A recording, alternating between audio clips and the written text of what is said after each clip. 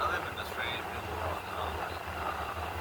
There's like a gang of guys that always want to try to make me. So I see a truck pulling up behind me. I'm like, oh, that's my neighbor. Yeah, it's my neighbor. Okay. So this area is a place where a lot of cars stop to this walk away from the highway exit. It's a block away, so a lot of people always pull up like right here, just waiting. There's always a car parked here with people in it. And now there's like a guy riding a bike in the trailer. All kind of weird stuff, but I know that this gang is over here sometimes. And they do it themselves. And it seems like my one neighbor lady, who is the daughter of her mom, who owns the house next door to me, it seems like the timing, it looks like she's the one calling these guys. Somehow they know her, but I know what she does for them. And I've said it in other videos. I can say it again. She's a lady pimp. Ask somebody what that means. Lady pimp. No, pimps are usually guys. She's a lady pimp. So anyway, this house that I got, it was picked for me here, and there was like ops. Everybody was an op.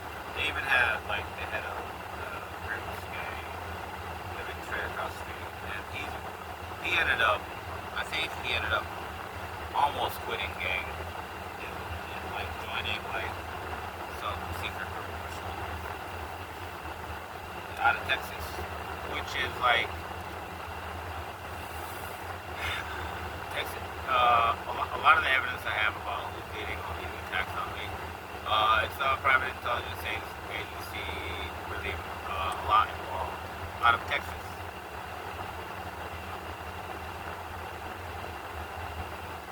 And their name is Stratford, or whatever. And what I figured out is they've been claiming to be the best intelligence agency in the world. Like, nobody can ever catch them, nobody can ever do this, they can find everybody, they can achieve everything. Well, just me still existing just proves they're wrong about that. And then me telling all their details and helping hackers to distribute it, because they get it and they publish it, they don't know what it means. So I find it and I'm like, oh, I know what that means. This is all about this and about this and about this. They're like, whoa, what? And you're talking about Anonymous, the secret hacker group, and other groups, all kinds of groups. But Anonymous is one that's popular. People know about them. They're literally the best hacker. And I've been like communicating with them to see what they've figured out, but I don't do any of what they do. Which, if I did do what they did, then I would have to say on video that I don't do anything they do. Otherwise, you're literally admitting to felonies and treason.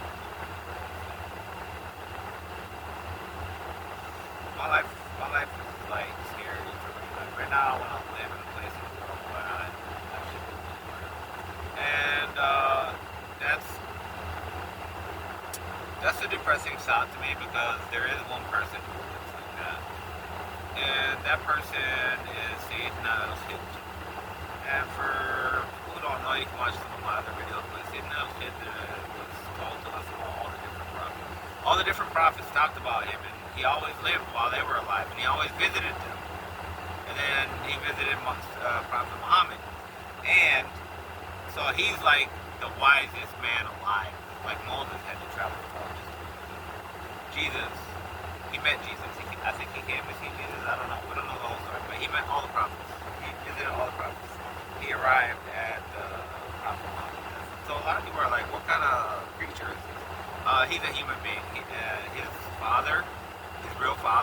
is the first man, Adam. That's his real father. And he's alive until now. And there's a story connected to it, the way Afghanistan converted from Buddhism to Islam, is that the leader of Buddhism said that Sayyidina al-Khidr is the Buddha. He's alive now. He's been alive all this time. He's alive. He never died. He's going to die, though. He's going to get killed by the Antichrist. The Antichrist is going to capture him. But he can't die because he drank from the fountain of youth. And that's probably where the idea of the fountain of youth comes from. Him and Zulkarnain went to find it. And they had to swim super deep to get to it. And it's underneath the ocean somewhere in a cave. And Zulkarnain and him were the best soldiers ever. And they were the best people to actually ever do that virtually impossible thing. And Zulkarnain couldn't do it. He ended up swimming back just to stay alive. But Sayyidina al-Khidr, they call him al-Khidr. Al-Khidr means the green. That's literally what it means in Arabic. But when you say al-Khidr, because akhdar, khadra, is green. But if you say al-Khidr, it means the green. So what does the green mean? The green means that one of his properties of being so filled with life is wherever he walks and wherever he sits, even if it's in the middle of the desert. The next day you go and look where he walked and where he sat, it's all filled with green stuff. In the middle of the desert. No water and not even regular soil. Like, how is that possible? But that's why they named him Al-Khidr. Sayyidina Al-Khidr. Sayyidina is a term of respect in Islam. Sayyidina means our leader. So if we talk about Jesus, we say Sayyidina Isa. If we talk about Moses, we say Sayyidina Moses. So Sayyidina is like, he's the good one of us. He's the best one of us. Sayyidina Muhammad, Sayyidina Isa, which is Jesus, Sayyidina Musa, Sayyidina Ibrahim, Sayyidina Suleiman, Sayyidina Dawood, like that. Sayyid means like I don't even know how to translate that word. You have to Google translate it. Sayyid means super awesome. That's basically the best way I can understand it. But it's kind of like a term like Mr. It's kind of like Mr. Super Awesome. That's kind of what it's like to me. That's kind of what it means to me. So if you say Jesus, you say Mr. Super Awesome Jesus. That's the way Arabic people talk all the time. Like, that's normal. If you don't do that, they're going to say something's wrong with you. People will yell at you. So, like, Musa, we say Sayyidina Musa. So, like, and we say that about the prophets, and we say that about, like, Sayyidina Abu Bakr. Like, all the top companions of the Prophet Muhammad, his best friends. We all say Sayyidina about them, too. Like Sayyidina Ali, Sayyidina Uthman, Sayyidina Umar, like that.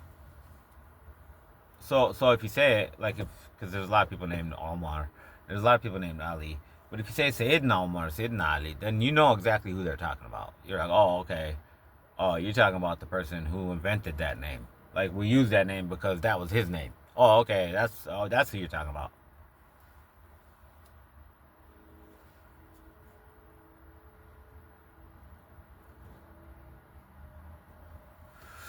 It's weird, like, I start realizing day and day that I'm supposed to be a teacher of Islamic knowledge and Islamic practice. That's what I realized, and what makes me super duper sad and depressed is that I've become a teacher of science and technology. That actually makes me really, really super sad and depressed, because I feel like my greatest love is in God and the knowledge of God and the names of God and things like that. And all the universes that God made, all the hidden things that nobody is aware of, all the secrets he keeps telling us. He keeps telling us so much stuff, but you just have to have, like, the desire to learn it all. You have to read. You have to read. And I tell everybody, that's why read is the first word that was ever revealed in the whole entire Quran. Like, if somebody asks you, what's the first word when the Quran was revealed in all these different parts, what's the first word that was ever used? The first word in the first chapter is read. Ikra. Ikra bismi rabbika alladhi khalaq. Read in the name of your God, your Lord, the one who created. Read in the name of your Lord, the one who created. And that's saying, read in the name of your Lord, the one who created. In the name of your Lord, comma, the one who created. So, Ikra bismi rabbika alladhi khalaq. And every time you translate Arabic to English, like, I don't know if Rabb should be Lord. I don't really even know what Lord means. I know that, like, people used to use that to refer to men. And they were like high men, like kings and stuff. Like, Lord this and Lord that. Like, I don't know. I don't know what Lord really means.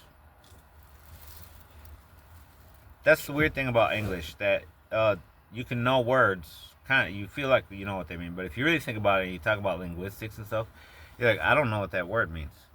And then the weird thing is, I figured out something in Arabic that doesn't really exist all the way 100% the way it does in Arabic.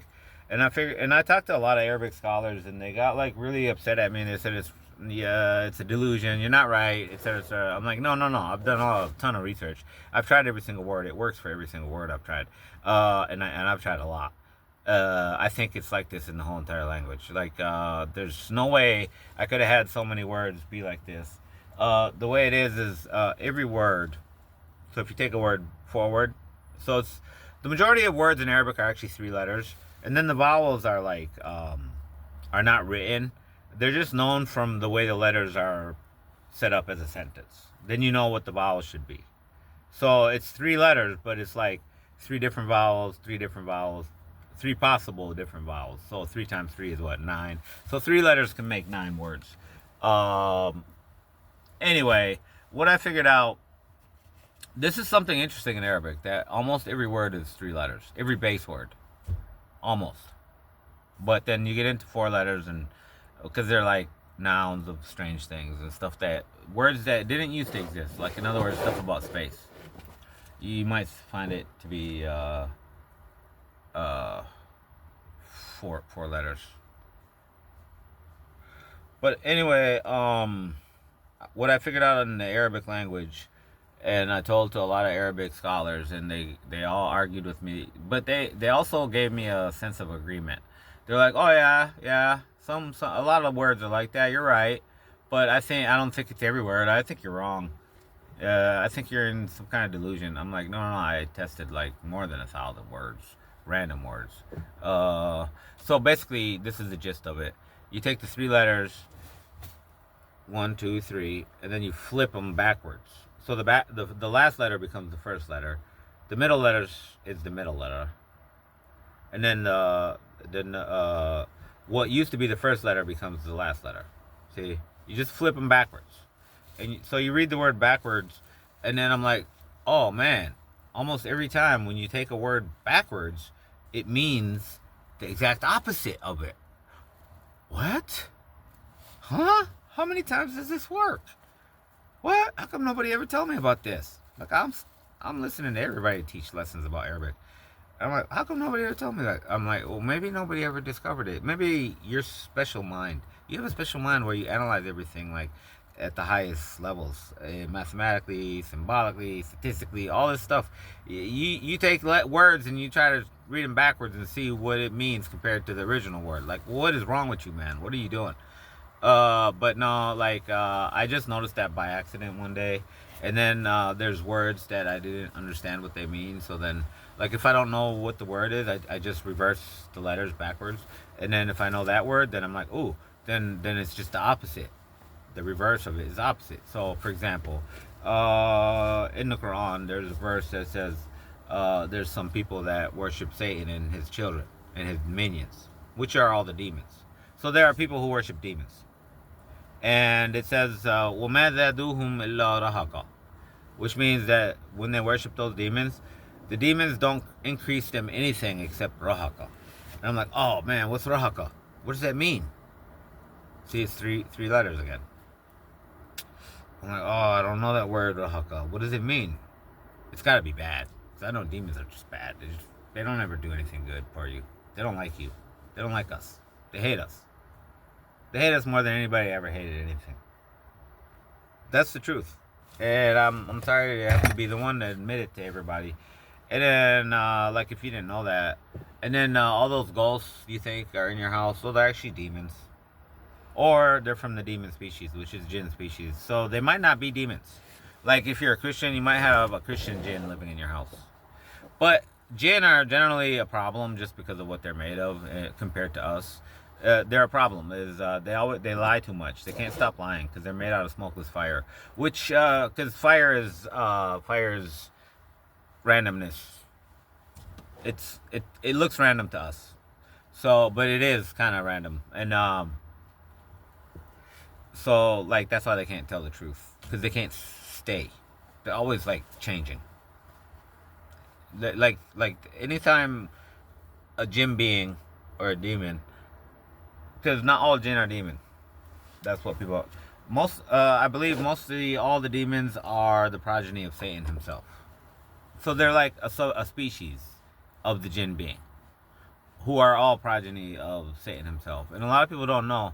You have to say, I seek God. I seek refuge in God from Satan, the rejected one. A'udhu billahi min shaitanir rajim. Anytime you say his name, because speak of the devil. If you talk about him, he comes right away. So even if you're listening about him, if it's good or bad, he always comes. Like, so anytime anybody talks about the devil, says his name or anything, say A'udhu billahi min shaitanir rajim, or just say it in English. I seek refuge in God from Satan, the rejected one. That's how I translate regime, rejected. But some people might argue that's not the right way to translate it. But see, I can't even talk about him because I always have to remind people how to like defend themselves from me talking about him. It's messed up. So whatever I was gonna say about him, I can't even say it. It's gone now. Because I have to like keep telling people how to protect themselves from what I'm about to say. It's kind of crazy. And then I made this crazy video where I said demons keep stealing my brooms. And I know that sounds crazy to a lot of people who have no knowledge. But why are demons stealing your brooms? Like, why don't they steal other stuff? Well, who wants a broom? It's like you don't understand demons and how they think. That's why you don't understand that. I think if you're an Islamic scholar, you understand right away why that's happening. You do. You understand it right away because you know about demons and you know why they would steal a broom. But they've done it twice. And I made a first video like 2 weeks ago about broom disappearing, and I'm really pissed. And I'm like, oh man, did somebody come to my house to take it? No, nobody ever comes to my house. That's the only evidence I can contribute to that whole scenario. Nobody ever comes to my house, so nobody could have ever took it, and I never lose it. So I couldn't have lost it. I'm never gonna leave it outside. I'm more cautious.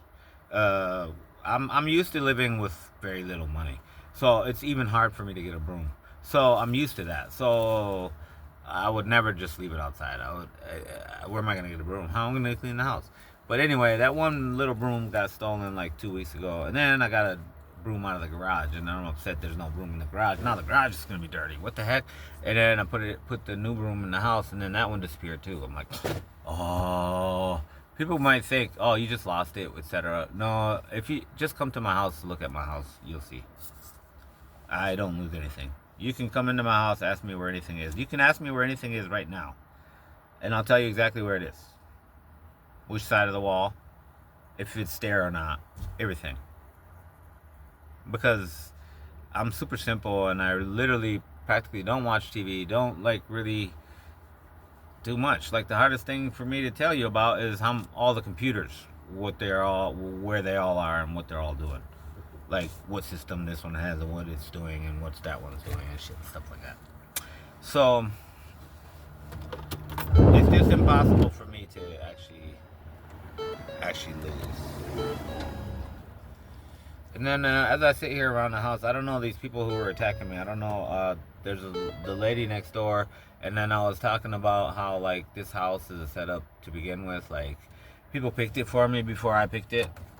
Like they hacked into my house buying website thing. Like I was using Zillow to find a house to buy, and because I was selling my old house, and at that time, at the exact same time, I was searching for a house to buy. That's the first time ever my Google got hacked, because I was using my Google account to log into the Zillow.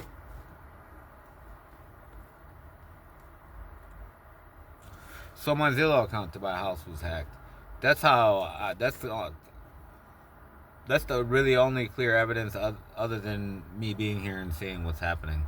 That's the only clear evidence I can give to people that how uh, the house I chose to buy was chosen for me, in the sense that they build an extra house on top of a 2-car garage, and it's all brand new the day I bought it. So it was built. I believe that garage was built for me. Like they knew that's really what I want. They knew that somehow. Uh, they knew I wanted a big garage. So they made this garage extra big, bigger than a normal garage. So it was built brand new just when they were coming to sell it. It was like a HUD house. They could have sold it for any price. They didn't care how much. They were selling, like, the starting price was like $10,000. Somebody could have bought the house for $10,000. So right now, with the extra stuff they added, the house is worth like 300 to 400,000 all fixed up. But I bought it for like 90,000.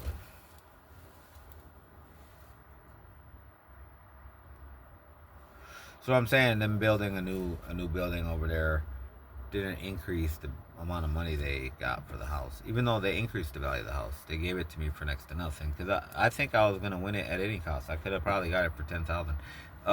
It's like they just wanted to get me here. I could have used it for my own advantage. But it's weird. So like the lady next door, she's part of this whole operation.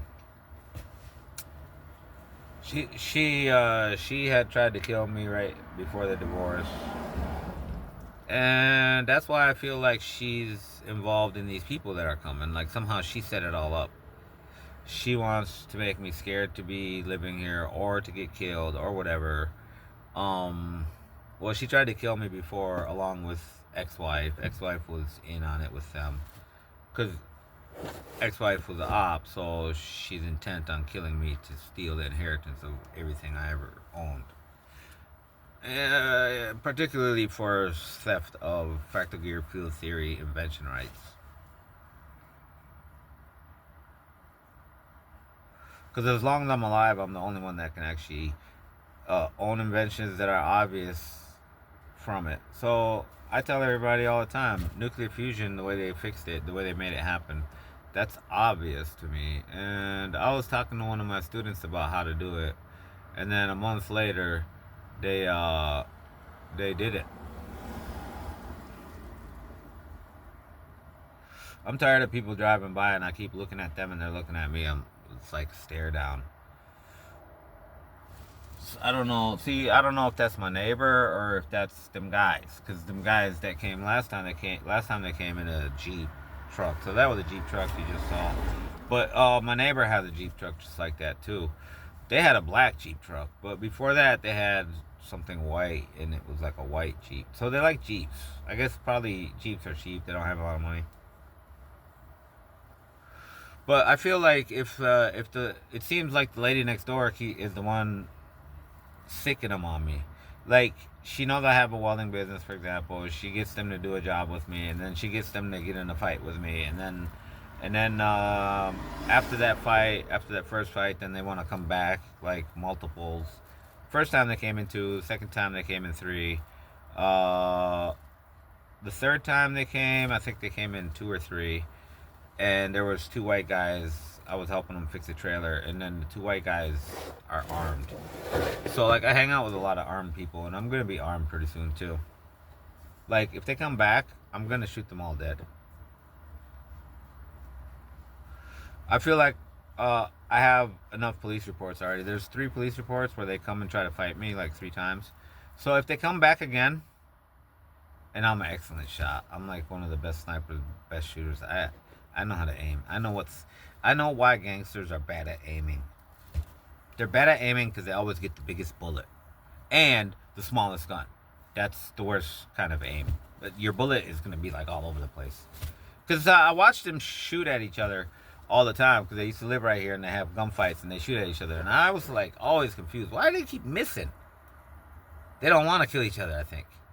I'm like, I think they just don't want to kill each other. They just want to scare each other. That's what they're doing. Why do they always miss? They never hit. That guy shot like 8 shots. One of them should have hit. And I'm watching from the window. And I'm watching the direction of the gun just in case they point in the direction I'm at. Which one guy did do that. He did do that. I was watching them. They weren't even in a gunfight. But he had a gun and he's just mad that I'm watching him too long through the window. So then he shot straight at the place where I was. And if I was still there, he thought I was there because I had brought the kind of curtain down and I tucked it from the side, kind of peeking in. And he saw me and then he shot straight right where my head was. Like he was trying to shoot me. He thought I was still there. If I was still there, I would have got shot. But that was a good shot. That was a real excellent aim. Like that was like a really try to kill that guy thing. To be honest. And for all the times I've seen them shoot, it's like they always miss. So they know how to miss.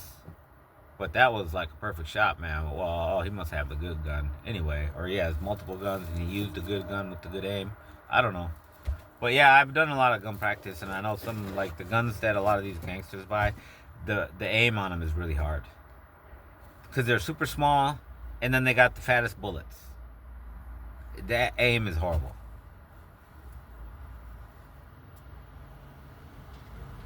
You gotta think like the barrel is only like about this long.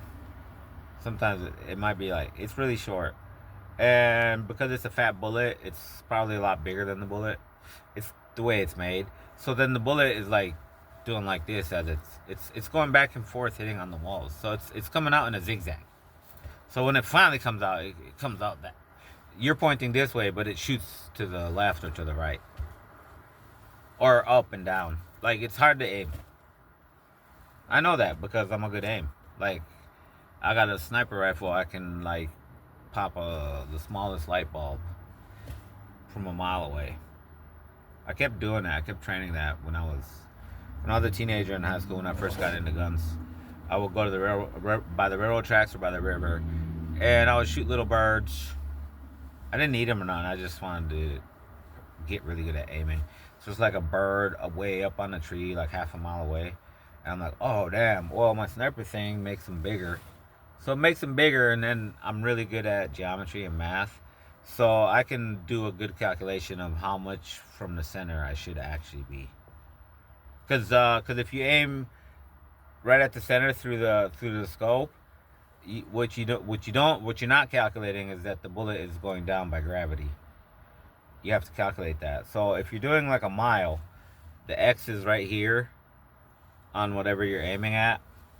If you're doing a mile, you have to be below the top line of the X an amount. But you get used to it based on the gun that you're training on. Like the bullet size. Like I used to use 22s all the time because they're the easiest to aim. They drop the least. And they make the least noise. But the problem is like from a mile away, you can hit anything. I can break a light bulb, say, but if it hit a person, it would hit and fall down to the ground. Like a mile away for a 22 is not strong enough to hurt or kill, unless you have like maybe some extra super big 22s. I don't know. It's not good for except like up close. And then even up close, it wouldn't really kill a human. I don't think a 22. If you hit like right here from like a block away, with a 22, I think it would go in. The person could survive it. It would get stuck in the bone. I think 22s are not that powerful, but they're super easy to aim. So if I really wanted to snipe somebody for real from far away with a 22, I'd use like an extra long 22, like extra pop. But that might mess up the aim for it. But I don't know. I don't think so. If you have a rifle and it's really long, I don't think it will mess up the aim. Because the aim all depends on what you call it. And now I have to roll up these windows, and it's funny, I keep my door locked because any one of these cars could be these crazy people that keep trying to stalk on me. And they would just jump out of the car, like, act crazy. That's why I keep this all the time. And I have this for sale, anybody wants it. And people can tell me if this is legal or not. I don't know if it's legal if you sharpen it on both sides, but you can just sharpen one side. And it's solid stainless steel, so this could literally chop a piece of metal, regular metal, in half. So, like, this guy wanted to fight me with a big metal stick, 2 inches round. And I have this, and he thinks it's an easy win for him because he thinks this is a toy. A lot of people think it's a toy, but what they don't understand is that it's solid stainless steel. Anybody who knows metal is like, oh, that is strong. Holy shit. That is super strong and super tiny. That's what I want for this design. Because I got a fractal cover for this, so that you can walk around with it like a walking stick without this showing. You don't want this to show. And I don't even know how legal this is, and I don't even sharpen it that much. So like right now, if a cop car drove by and he saw me pointing this around, he'd stop me. He'd mess with me, and then it will come down to the sharpening. If it's sharpened on both sides, this is probably a felony just to have it in the car. But people keep trying to kill me, so that's what I would say. But anyway, I'd say this car looks like a work vehicle type thing. I got a lot of tools and metal and stuff in the back and all that. So I would say, yeah, it's a tool for chopping up plastic or wood and stuff, or breaking it off of things I have to weld. That's what I would say, to be honest. That would be my defense. But really what it is, it's kill bad guys really quick. Like if these bad guys came and try to fight me again or whatever, I'd probably roll down the window and I'd have this, see, at this angle, that's the wrong angle. I'd have to have it up like this, and then I'd have to cover that up as I see him coming. And then as soon as he wants to fight, I'd roll this down and he'd want to like try to pull his thing through the whatchamacallit, so the window's down. Whack out. Ooh, I almost broke that window. That could have broke if I hit it harder. Oh man, I'm glad it didn't break. But I would just whack right in the face. He'd be dead. But I never keep that up like that because it's just dangerous that I could fall on it or whatever. It just stab you by accident. Like, I never keep it up. That's why I want to make the frac cover for it. So a person can use it as a walking stick and it doesn't look like a killer dangerous weapon. And then you can take the frac cover off. I mean, I have the frac cover, but I just never keep it on because, like, in a situation like this where I need to self-defend myself, I need that cover off right away. I don't have time to try to take it off. I feel like a situation where, like, you're in the woods and you want to trek through the woods and stuff, there might be bears, there might be wolves, there might be, like, mountain lions, there might be all kinds of creatures. So you could just take the plastic off and then you hold the stick like this. A lot of these creatures are smart enough to know when they see you with that, they're not going to mess with you. They know that's dangerous just by the way it looks. Like, that's a big old tooth on it. Like, that's a big old the pointer thing on the rhinoceros. The lion sees that and runs away. But yeah, you just hold it up like this, and the lion knows. The animals know. Bears and stuff. Bears, they smell humans and they're scared of us. They run away just from the smell of a human. Like, you touch the tree and then it walks by the tree and smells the tree. You can watch videos about this where, like, the bear smells the human and takes off running like a coward because they know humans got weapons. So, but like, this is one type of weapon. Oh, there's a guy who messes with lions all the time. He makes videos of it, and he'll have nothing but like a cup like this. So the lions right away want to come and eat him. He just looks like easy food. And then so the lion's coming up to check him out, and it's about to attack him and eat him, and he does like this. He goes, like, he just holds the cup up like this, like, lets the lion see the cup, like, this is my weapon. This is my danger, because lions do that. They show you their teeth. They try to show you their teeth all the time, which means, like, I'm going to kill you, or stop what you're doing, or don't mess with my kids, or whatever. They just show you their teeth because that's like a warning. Like, I'm going to attack you. So as a human, you show them this. Or if you see a lion and you hold up this motherfucker right here, just like that, that lion is going to take off running like a motherfucker. The lions are smarter than you think. I'm sure he'll see that. He'll be like, oh, he's gonna kill me with that, or hurt me really bad. But I think he'll kill me because he's a human, and the lion doesn't know exactly what it does because he's seen humans before. They shoot stuff at you from far away. Like, what? Humans are scared. The lions are scared of humans.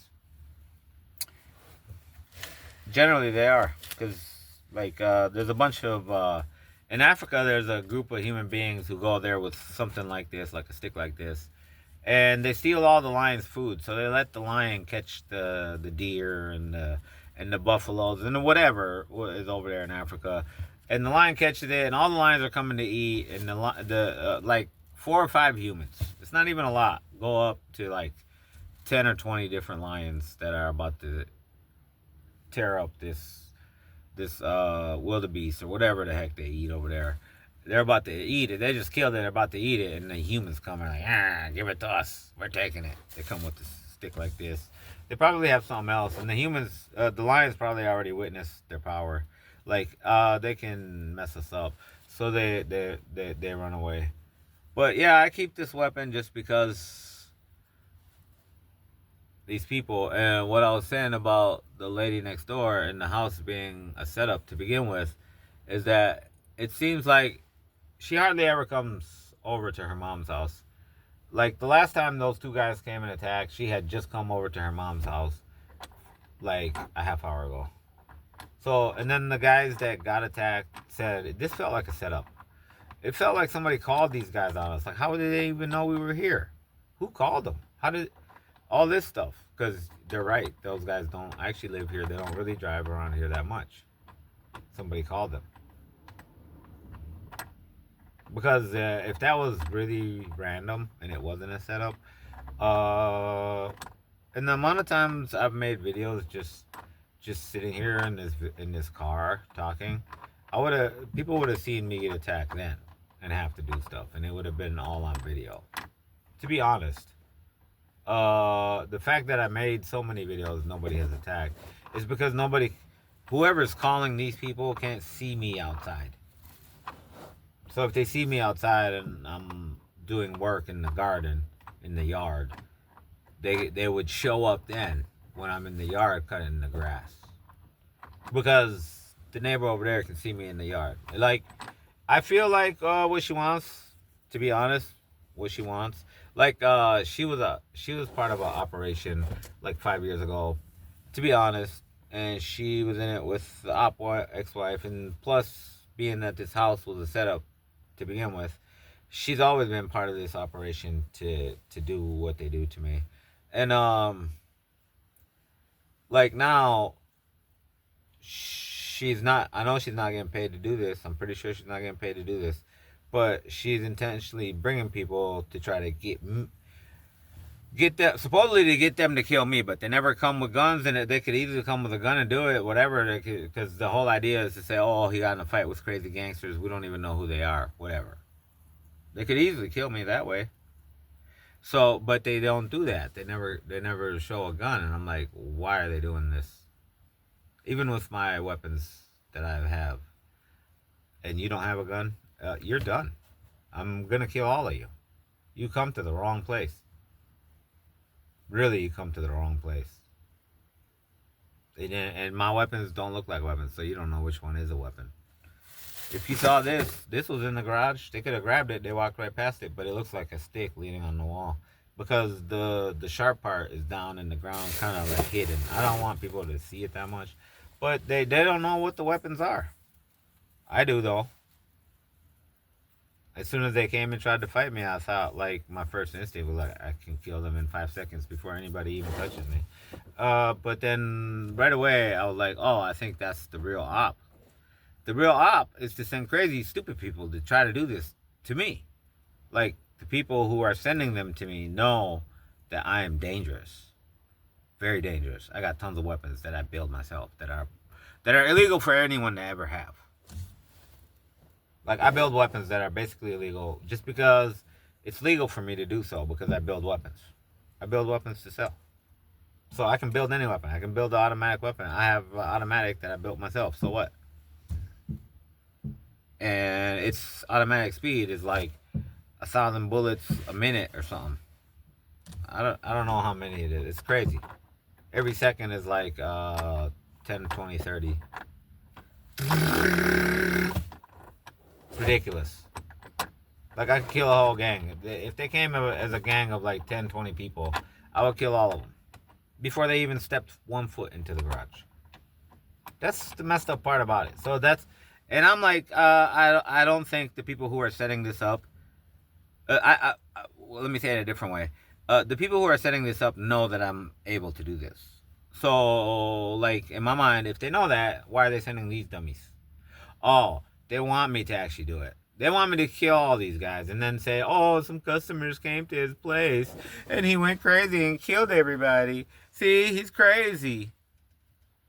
No, I got 3 police reports of these crazy customers coming over here trying to F with me. And I'm glad they went and the last time they were here, they tried to beat up 2 white guys. And then the white guys called the cops. And all I could think was, thank God. Because now the cops are going to take it serious. Like, a bunch of black people tried to kill these 2 white guys. Tried to beat them up and kill them. Yeah. And they've been doing that to me and anybody who's here with me. And this is the 3rd time they're doing it. I told the cops this is the 3rd police report. And then when they did it to these white guys, they got their license number. They got everything and they reported it. And that I've done that, but nothing is happening. And I'm like, okay, well, now white people are involved. Other people are involved. Anyway, whatever, however you want to look at it. I'm like, and it's the 3rd time. I think the police have to do something now to these people. They actually have to arrest them. Call me and ask where the videos are and all that. Anyway, I'm going to let you go. Somebody's texting me. I don't even know why.